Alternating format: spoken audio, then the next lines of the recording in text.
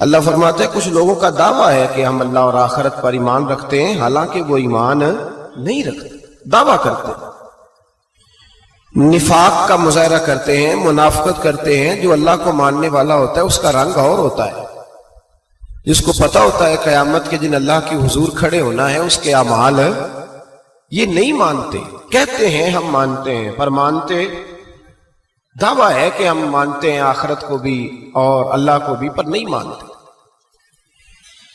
قیامت قائم ہونا ضروری ہے۔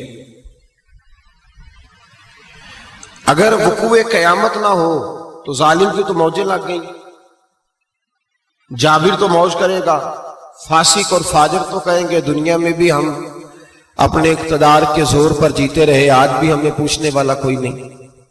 عقلاً نقلاً قیامت کا قائم ہونا ضروری ہے۔ قیامت قائم ہوگی تو مظلوم کو اس کے ظلم پر داد رسی کی جائے گی اور ظالم کو سزا ملے گی۔ ایک آدمی ساری زندگی دنیا کے اندر لوٹ مار کرتا رہا، دھوکہ فریب فراڈ کرتا رہا، اس کی راتیں شراب و کباب میں گزر گئیں، وہ مرے اور بات ختم ہو گئی، ٹھیک ہے موج کر کے چلا گیا۔ ایک آدمی ساری زندگی اس نے اللہ تبارک و تعالیٰ کی رضا کے لیے اپنی نظر کی حفاظت کی، زبان کی حفاظت کی، یہاں تک کہ دل کی بھی حفاظت کی، وہ بھی مرے تو معاملہ ختم ہو گیا۔ اس طرح تو پھر سرکش کا کچھ بنے گا ہی نہیں۔ نظام زندگی ساری اس کی سوچ ختم ہو کے رہ جائے گی اگر قیامت قائم نہیں ہوگی۔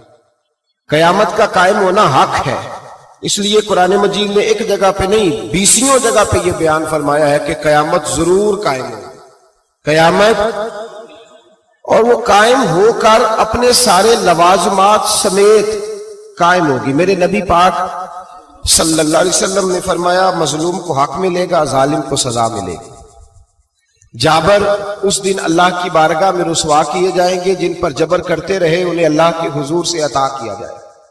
قیامت کا وقوع ہونا ضروری ہے، اور قیامت تو جب قائم ہوگی تب ہوگی، دنیا میں بھی ایسا ہوتا ہے۔ پھر قیامت کی سزا ہے، اور وہ زیادہ سخت ہے، وہ زیادہ سخت ہے۔ ہم لوگوں نے نا ہیلے بہانے بڑے بنائے ہوئے ہیں۔ بینک کے ساتھ کاروبار کرنے والا کہتا ہے نہیں نہیں مجبوراً لیا ہے، مجبوراً مر رہا تھا تو آخری لبوں پہ تھا تو جائز ہے، جائز ہے۔ اس وقت جب تجھے کھانے کو لقمہ نہ لگے تو حرام کھانا بھی جائز ہے، کیا دقت تھی؟ کیوں اللہ رسول کے مقابلے میں کھڑا ہوا تو؟ کیوں سود کا دھندا کیا؟ کیا تکلیف تھی؟ کہاں تو الجھ گیا تھا؟ ہم جان بوجھ کے اپنے لیے جہنم کٹھی کرتے ہیں، پھر کہتے ہیں سکون نہیں زندگی میں۔ کہاں سکون آئے گا؟ کیسے آئے گا؟ ہم نے خود آگ لگائی ہے چمن میں اپنے۔ جو قیامت کی سزا ہے، میرے نبی پاک علیہ السلام نے فرمایا رب تمہیں سامنے کھڑا کرے گا۔ اور کس طرح کھڑا کرے گا؟ فرمایا لوگوں کے وجود سے کپڑے اتر جائیں گے، زمین اس طرح دہکے گی جس طرح تانبا زمین پہ رکھا جائے اور آگ جلائی جائے۔ تانبا دیکھا ہم لوگوں نے، یہ بھی گرمی گزری ہے نا، تو فرش پر جب سورج پڑتا تھا تو ننگے پاؤں چلا نہیں جاتا تھا، صحیح کہہ رہا ہوں؟ ننگے پاؤں، بچے کا پیر زمین پہ لگتا ہے تو چیخ اٹھتے ہیں، کہتے ہیں اوہ جل گیا پیر، حالانکہ یہ فرش دنیا کے۔ اور اگر تانبے کے اندر خاصیت ہے کہ اگر کوئی دھات جلدی اور زیادہ گرم ہوتی ہے تو وہ تانبا ہے۔ میرے نبی نے مثال دی تو اس کی دی جو سخت تھا، فرمایا تانبے کی طرح زمین تپائی جائے گی، اور پھر ننگے پاؤں رب تمہیں کھڑا کرے گا۔ آج سورج کی پشت تمہاری جانب ہے، قیامت میں منہ تمہاری جانب ہوگا۔ نیزہ آپ نے دیکھا ہوگا، نیزہ ہوتا تھا، فرمایا یہ جو تم نیزے دیکھتے ہو صرف 1.25 نیزے کے برابر سورج قریب آ جائے گا، اور پھر اللہ تمہیں سامنے کھڑا کر کے تم سے سوال جواب کرے گا۔ اور حضور نے کہہ دیا ہے تو اب کسی نعت خواں کے کہنے سے بات بدل سکتی، کسی پیر کے کہنے سے جملہ بدل سکتا، کسی خطیب کے کہنے سے فکر نہ کرنا وہ سامنے جنت پڑی ہے، اب بات بدل سکتی؟ خدا کی رحمت پر بھروسہ رکھنا ضروری ہے، نبی پاک کی شفاعت کی امید رکھنا، بولیے۔ لیکن جو حضور نے بیان کیا ہے اس کو ماننا بھی یہ بھی ضروری ہے۔ میرے نبی پاک نے فرمایا اللہ تم سے حساب لے گا اور اللہ پوچھے گا، تم نے جواب دینا ہے۔ حضور کس کس شے کا؟ فرمایا جو پہنتے ہو اس کا جواب نہیں دینا، جو کھاتے ہو اس کا جواب نہیں دینا. جو اللہ کے راستے میں دیتے اس کا جواب باقی ہر شے کا جواب دینا ہے. ادھر جو پلاٹ ہے اس کا بھی جواب دینا ہے, اور جو جی وہ جو بچوں کو پیسے بتائے ان کا بھی جواب دینا ہے, جو چھپائے ہیں ان کا بھی.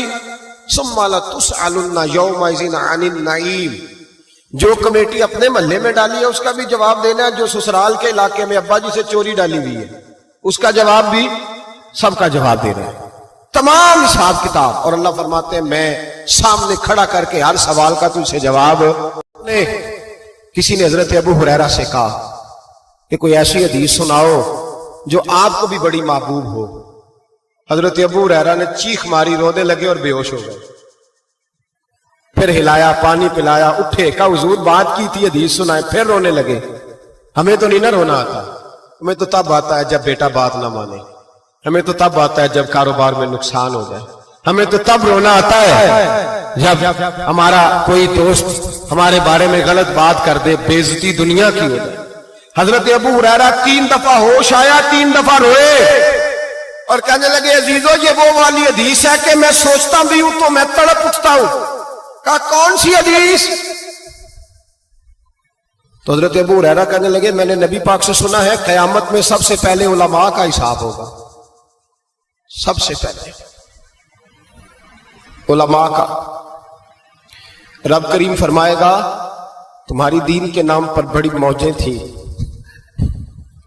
تمہارے بڑے پوسٹر چھپتے تھے, لائنیں بنا کے لوگ تمہارے ہاتھ چومتے تھے, لوگ تمہاری گڑی کو بھی چومنا اپنے لیے سعادت سمجھتے تھے. بتاؤ میرے رسول کے نام پر کھانے والوں کیا کر کے آئے ہو؟ عمل بتاؤ, عمل. موج بڑی کی نا تم نے, بتاؤ عمل. علماء عالم عرض کرے گا اے اللہ میں جگہ جگہ تیرے رسول کے دین کی بات کرتا تھا, میں قرآن کے درس دیتا تھا, میں راتیں بیدار رہ کے تیاریاں کرتا تھا, میں جو بن سکا کیا. رب فرمائے گا نہیں, تو نے تو اس لیے کیا تھا کہ لوگ تجھے پیر صاحب کہیں, مولانا صاحب کہیں, تیرے نعرے لگائیں تو لگے نہیں پھر تیرے نعرے, پھر لوگوں نے لمبے لمبے القابات پکارے نہیں تیرے. حضور سید عالم علیہ السلام فرماتے ہیں پہلا حساب اس کا لے گا جو عالم کہلاتا تھا. رب پوچھے گا تجھے طاقت دی, ہمت دی, بولنے کی صلاحیت دی, اپنے فضل سے دی, بتا کیا کما کے آیا. حضرت ابو ہریرہ روتے ہیں, کہتے ہیں میں بھی تو حدیثیں سناتا ہوں, میں بھی تو عالم ہوں, میرے پیچھے بھی تو لوگ بھاگتے ہیں. لوگوں بتاؤ اگر اللہ نے ابو ہریرہ سے پوچھا تو کیا جواب دے گا؟ اللہ فرمائے گا علماء کے لیے بخاری مسلم ہے, انہیں اٹھاؤ اور جہنم میں ڈال دو. امام غزالی فرماتے ہیں اگر کسی عالم کو سزا ملی تو سخت سے سخت عالم کو ملے گی. دعا فرمائیں اللہ میرے جیسے لوگوں کو ہدایت کا رستہ عطا فرمائے, اور جو کہتے ہیں سمجھتے ہیں اللہ اس پر عمل کی توفیق عطا فرمائے.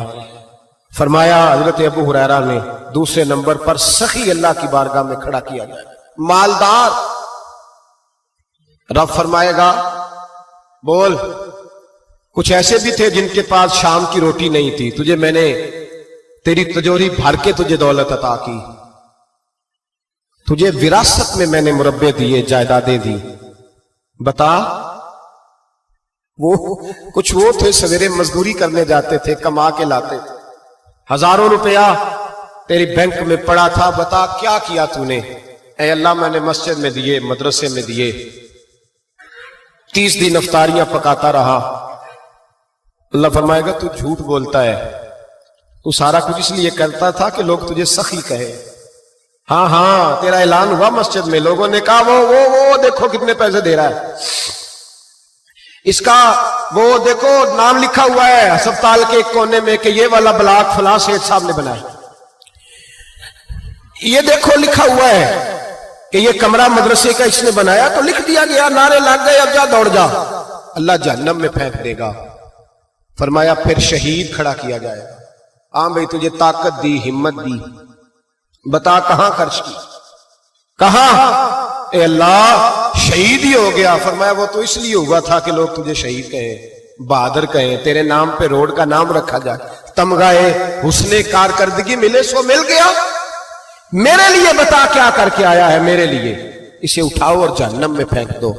भाइयों, अजाब कड़ा है, अजाब सख्त है, हिसाब सख्त है, और जो हिसाब लेने वाला है उसको, मैं ना तरावी हो रही थी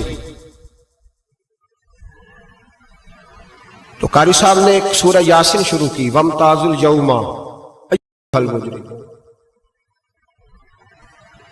अल्लाह फरमाता है क़यामत में मैं कहूंगा मुजरिम जो है ना वो सफों से बाहर आ जाए, सफों से बाहर आ जाए।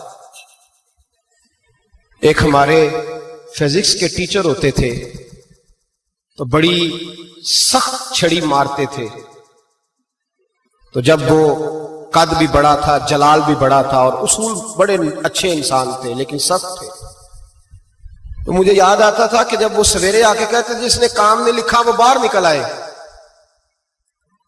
दो किस्म की चोट लगती थी, एक तो ख्याल ये आता था कि शर्मिंदगी बड़ी होगी कि सारे स्टूडेंट बैठे हैं और 2 3 4 उनको कहा वहां मुर्गे बन जाओ, बड़ी शर्म आती थी।